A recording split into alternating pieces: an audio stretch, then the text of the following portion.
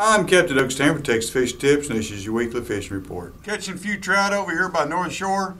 Also, if you move on down the shoreline there by Dr. Long's Pier, there's been some decent trout caught on some white jigs. Also in croaker and piggy perch been working pretty well on them. There's some trout out here in front of these red roof houses, out here in some of these rigs too. Croaker and piggy perch been working the best. Top waters early in the morning for nice trout.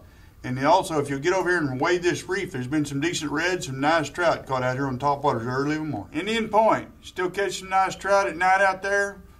Finger mullets working pretty good. Under a popping cork's work pretty good. Popping cork and shrimp is catching most of the trout, but most of them are small on popping cork and shrimp. Don't forget to register for the tackle t-shirt brought to you by Gulf Coast Marine. Thanks for watching. I'm Captain Doug Stanford.